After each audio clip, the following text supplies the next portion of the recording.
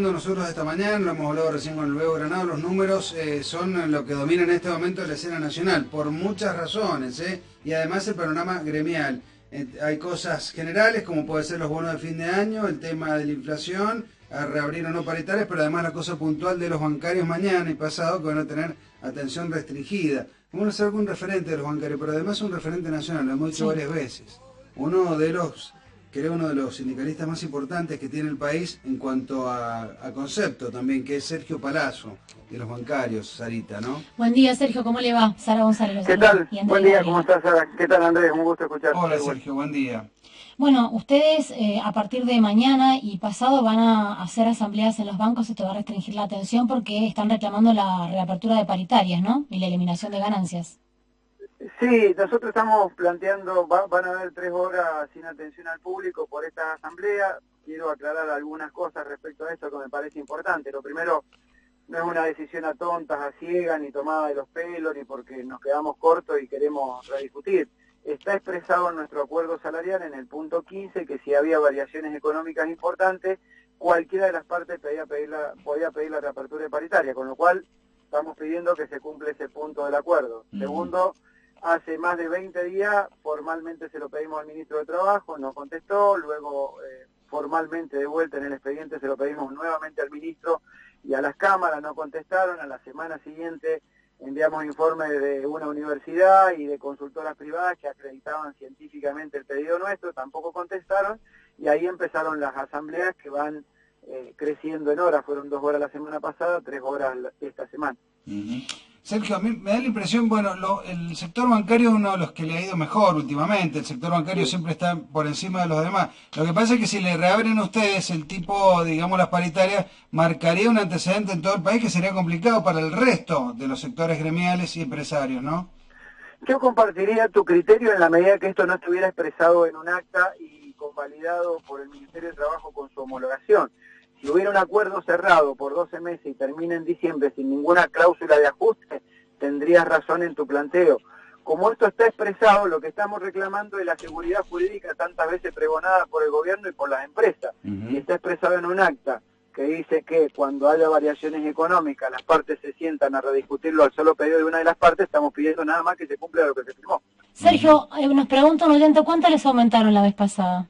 33% en un solo pago desde enero a la fecha, y si tomamos el índice de actualización inflacionaria, el que nos remitió el gobierno, que era el del índice inflacionario del gobierno de la ciudad, mientras no hubo estadística, esa inflación acumulada de enero a hoy hasta agosto ya llega al 33% y quedaría septiembre, octubre, noviembre, diciembre sin contemplar esa inflación en el acuerdo salarial. Bueno, ustedes están discutiendo este año, supongamos que estamos discutiendo un poquito el pasado y cómo reacomodarse al pasado. Miremos para el año que viene. El gobierno ve un panorama inflacionario del 17%, lo cual puede condicionar ese número, las nuevas discusiones paritarias. ¿Ustedes le dan credibilidad a ese guarismo?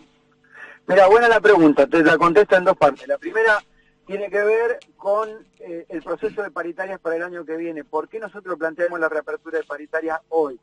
Primero porque está, como dije, legalmente escrito, firmado y homologado. Y segundo, porque sería, entre comillas, ensuciar la paritaria del año que viene. Si el gobierno tiene una estimación inflacionaria, que nosotros podemos tener la misma u otra, será discutir técnicamente esa inflación. Si vos le agregas el año que viene el componente de lo que perdimos, estás generando una expectativa inflacionaria mayor porque le estás agregando un componente salarial que no está previsto dentro de la pauta inflacionaria, porque nadie va a querer perder.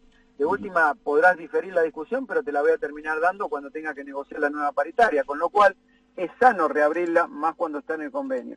Y lo segundo, si le creemos o no, ayer, mira, tenía una reunión justamente con el presidente del Banco Central, entre otras cosas hablamos del tema de la inflación y de la pauta que ellos habían establecido entre el 17 y el 20. Y yo le decía que hay un componente de incertidumbre, porque es el mismo gobierno y el mismo presidente del Banco Central y el mismo ministro de Economía que a principios de año dijeron que la inflación iba a estar situada entre el 20 y el 25%, y te encontrás con que está casi 20 puntos arriba de lo que dijeron. Entonces cuesta creerle que esto pueda ser así, ¿no?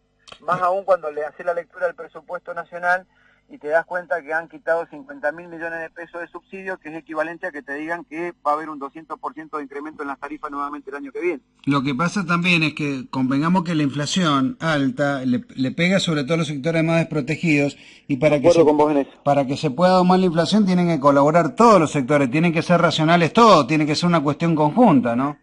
Perfecto tu análisis. Sería muy bueno que, así como nos dicen que no hay reapertura de paritaria, el gobierno le diga al sector empresario que no suba los precios. Claro. Porque si no le hace pagar el ajuste a los trabajadores. Precios con una inflación interanual por encima del 40 y salarios que apenas superan los 30, le estás diciendo al trabajador hacerte cargo del costo. Claro. Sergio, más allá de lo que ustedes están planteando en la reapertura de paritarias, si finalmente la CGT acuerda con el gobierno y con el sector empresario a que se permita que haya un bono de fin de año y no se reabran las paritarias, un monto estimado, se habla de los 2.000 pesos, ¿es un monto razonable para ustedes? Mira, en principio habría que cambiarle la denominación si ese es el tema, porque no es un bono de fin de año cual si fuera Papá Noel que aparece, ¿no? Es un bono de recuperación del poder adquisitivo, son dos cosas distintas. Lo segundo es, cada actividad sabrá cómo le golpeó la pérdida del poder adquisitivo y no todos los bonos o todas esas compensaciones tienen que ser iguales necesariamente. Hay actividades que tienen una pronunciada caída de su actividad y a lo mejor 2.000 pesos es suficiente por su nivel salarial y es suficiente también porque están discutiendo quizá la posibilidad de perder el empleo.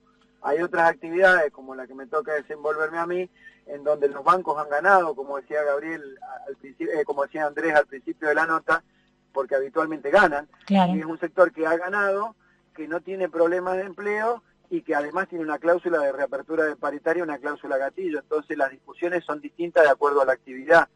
En algunos sectores servirá 2.000 pesos, en otros no tanto.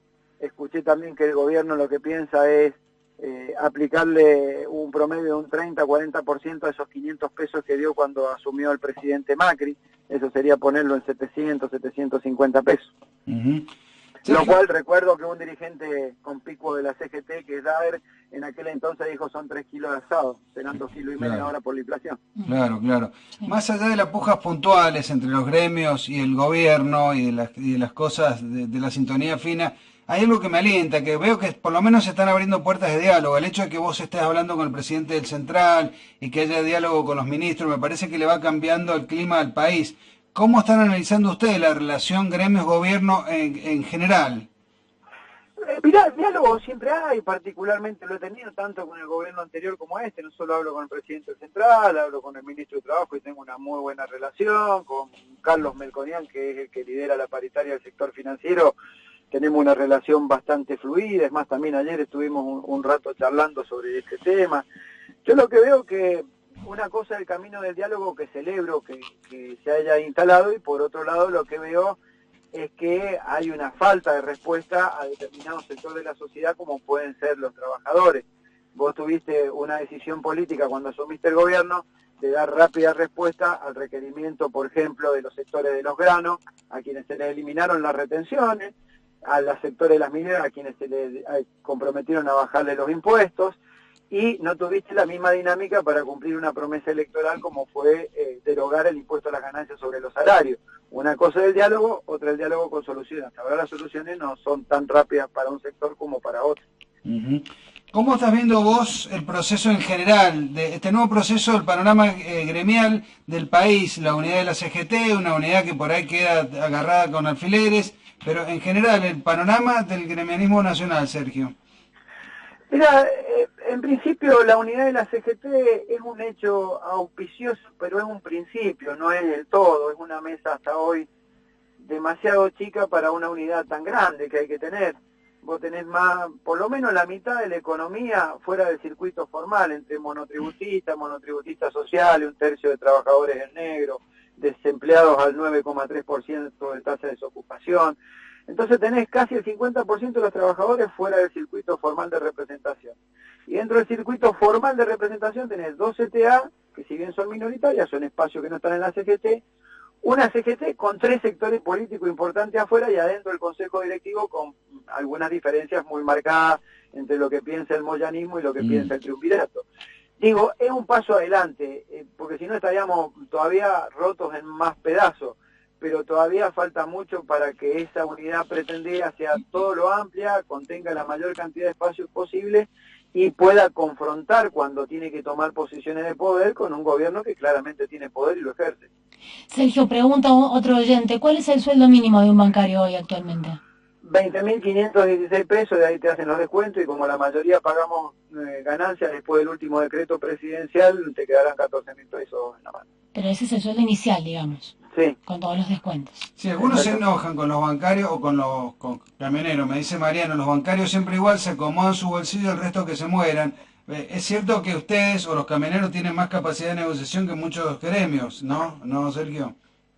Sí, tenés un poder mayor seguramente, tenés el respeto de los afiliados que cuando convocas a una medida te acompañan y tenés presencia en los bancos y los camioneros dentro de su estructura. Por ahí el compañero que escribe tendrá todo su derecho de pensar que porque a él le va mal, pero me parece que hay que nivelar para arriba y no para abajo, ¿no? Y porque además en el caso del sector bancario tiene una patronal poderosa, es un sector financiero al que le ha ido bien aún cuando a todos los sectores económicos en la Argentina le ha ido mal.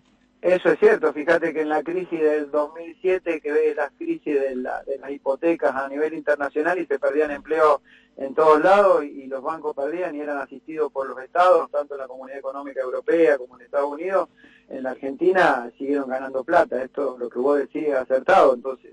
Y además son el poder en serio en el mundo, ¿no? Te voy a hacer aprovechando que yo te considero uno de los sindicalistas esclarecidos, una pregunta hacia adelante, hacia el futuro. Muy generoso tu consejo. No, en serio, lo digo sin grupo. El mundo está cambiando y se están perdiendo muchos empleos formales en el mundo porque avanza la tecnología, la cosa se robotiza, se automatiza, va cambiando y va cambiando incluso la perspectiva laboral. ¿Ustedes lo analizan, los sindicalistas de referencia del país, este panorama que afecta no solo a Argentina, sino al planeta en general, hacia dónde vamos y a dónde deben crecer los empleos? Mira, ayer tuvimos, cuando te comentaba la charla con Stusenegger, uno de los puntos que acordamos, habían temas urgentes como por ejemplo el traspaso del Citibank al Banco Santander y las consecuencias de empleo. Hablamos de este tema de tecnología y algunas disposiciones que está tomando el Banco Central en materia de liberar el mercado financiero. Y nos comprometimos las partes a crear un grupo técnico entre los técnicos del sindicato y los técnicos del central para ver cómo se puede morigerar ese impacto que significa el avance tecnológico. Claramente hay un avance tecnológico en la mayoría de las actividades y particularmente en la bancaria, y esto va a afectar el empleo decididamente. Claro. Lo que hay que buscar es que esta liberación de resoluciones que hace el central no termine fomentando precisamente eso, sino que la consecuencia de la sistematización, la robotización o el avance tecnológico implique en una mejor calidad de vida del trabajador y no en que pierda su empleo, porque por ahí tenés trabajadores bancarios con sobrecarga de tareas porque tienen que terminar haciendo horas extras que muchas veces no se las pagan, tenemos que ir a discutir, hacer conflictos en los bancos para que se las paguen, y por otro lado un avance tecnológico, bueno, que el avance tecnológico sirva para cumplir un horario razonable, y creo que también sería bueno, y muchas veces viste que se involucre ese discurso de responsabilidad social empresaria, empezar a discutir como se discutió en Francia o en otros países del mundo, cómo es la carga horaria de los trabajadores y cómo se distribuyen esa hora de trabajo para que haya más empleo y menos sobreempleo en el que tiene empleo. Claro, son las grandes discusiones del planeta en este momento, ¿no? Todo este tipo de cosas. Bueno, era un gran debate que planteaba Vivian Forrester en la década de los 90, esa escritora europea, cuando hablaba del horror económico y la afectación de la tecnología y las políticas de libre mercado en el mundo. Claro. Es un lindo debate. Otro temita que los excede a ustedes, pero supongo que será motivo de comentario en el ambiente bancario, cómo está temblando la Deutsche Bank, ¿no? Que es uno de los gigantes mundiales. ¿Cómo se entiende eso? Y mirá, dos cosas, ¿no? Uno, por un lado, como hasta el más grande a veces siente los efectos, y la segunda, como a los estados, aún aquellos europeos que lideran la Comunidad Económica Europea, asisten para que ese tipo de bancos sigan existiendo. Es decir, hay una presencia del Estado cuando el sistema financiero tiene problemas. Creo que cada tanto hay crisis en el sistema financiero internacional, eso es cíclico, y bueno, esperemos que esta no llegue arrastrado a otros países del mundo, porque la globalización lo que hace, como alguna vez lo definió alguien, que tornuden en China y te refieres en Argentina, ¿no? ¿Qué te parece? Sí, como pasó con Lehman Brothers, ¿te acordás que hizo un... Lehman Brothers empezó por el efecto tequila, caipirinha, vodka, el efecto tango, mirá cuántos efectos hemos tenido en todos estos años. ¿En Argentina están todos fuertes o hay alguna entidad que esté medio tecleando? No, tenés hoy un nivel de liquidez en las entidades financieras que aleja cualquier posibilidad de crisis similar a la que pasó en el 2001. Por ejemplo, los bancos están líquidos, el nivel de incobrabilidad todavía sigue siendo bajo en el sistema, si bien creció un poquito en estos últimos meses, no es un nivel de incobrabilidad como fue en el 2000, que estaba cerca del 20%, creo que está en el 3,5 promedio según los balances consolidados del central de todas las entidades. Y por ahí tenés bancos chicos que tiene que ver más con la posición de política de los dueños que tienen que vender. Por ejemplo, el Banco Finansur, que es de Cristóbal López, todo el mundo sabe que hay un avance sobre las empresas de Cristóbal López, después uno analizará si está correcto o no correcto, si tiene asidero legal o no, pero hay un avance. Entonces son bancos que por ahí están buscando salir del mercado sus dueños y esto genera algún tipo de inconveniente por abajo, pero a nivel sistémico no veo ningún riesgo en la Argentina hoy por hoy. Te hago la última pregunta. Muchos dicen que por qué no se le cobra renta, que hay muchos sectores que están privilegiados, por ejemplo, el juego o la renta financiera. ¿Cómo ven ustedes que son parte de la cosa, cobrar más impuestos al mercado financiero argentino? Mira, nosotros ya en el 2010, cuando empezaba a hacer un impacto fuerte en el salario del bancario, el impuesto a las ganancias, marchamos hacia el Congreso con una propuesta de reforma tributaria en la que acuerdo con el oyente que te escribe de que tiene que haber una reforma que grave la renta financiera, que grave más el juego, la transacción de acciones. Fíjate que en la ley de blanqueo de capitales reciente, en el artículo 75, se deja expresamente aclarado que no pagarán más impuestos a las ganancias de los dividendos que generen las sociedades anónimas. Con lo cual, el Estado toma un perfil nuevamente en favor de un sector que empresario, y el trabajador sigue pagando ganancias. Yo sostengo que el trabajador no debería pagar impuestos a las ganancias y que tiene que haber una reforma tributaria en el orden de lo que tu oyente te pedía o te explicaba, que tienda a dotar al Estado de los recursos suficientes para cumplir su función. Tampoco se trata de financiar al Estado por un reclamo sectorial, se trata de que hay un reclamo sectorial que tiende a favorecer el consumo interno, pero que somos conscientes que si no hay una reforma tributaria en el orden de lo que te pedía tu oyente, difícilmente puede llevarse a cabo porque no puedes financiar al Estado. Claro. Sergio, como siempre, un gustazo charlar abiertamente con ustedes, ¿eh? Gracias, Andrés, como siempre mi respeto y mi consideración hacia vos y tu programa. Un abrazo, viejo.